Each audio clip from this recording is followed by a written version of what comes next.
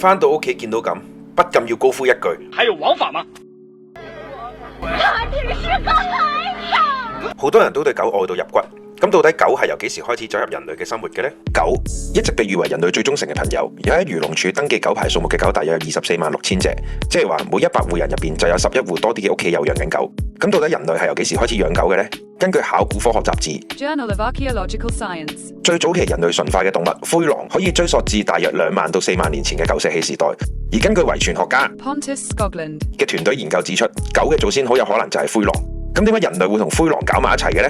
簡單嚟講，係一段互利共生關係。當狼靠近人類嘅營地，食人類食剩嘅嘢食，其中有人發現，咦，呢啲肯靠近我哋嘅狼好似冇咁兇，仲可以幫手看門口，分分鐘仲可以幫埋手打獵添。時間耐咗，自然就越行越近啦。狼變得越嚟越親近人，最後就變成咗最早期嘅猿狗。最早養狗嘅起源地又喺邊度呢？根據科學期刊中發表研究報告指出，雖然仲有好多爭拗，但係暫時有幾個說法係拗得最激烈嘅。歐洲起源論。喺德國至到捷克地區出土嘅古老犬骨化石之中，發現大約32000年前就有人類同狗嘅共生證據。東亞起源論。喺中國華北地區同埋蒙古草原嘅遺址，發現唔單止有人類同狗共生關係嘅證據，仲發現咗開始培育埋唔同品種嘅狗，直頭好似寵物育成遊戲咁啊！多地獨立馴化論。歐亞大陸多個地方不約而同都出現咗人犬共融嘅跡象。咁即係點啊？爭咩啊？兩樣溝埋變做瀨尿牛丸啦笨！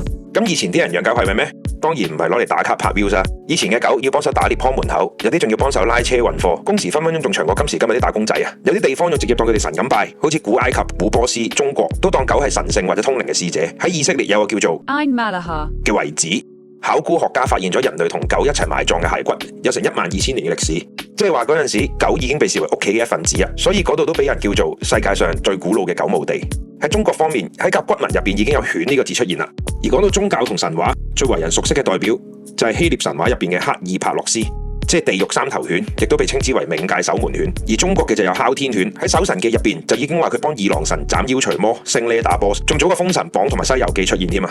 最後當然唔少得最為人熟悉嘅神犬，正所謂拉西好，拉西好，好拉西，好拉西。中國出了一條好狗叫拉西，中國出了一條好狗叫拉西。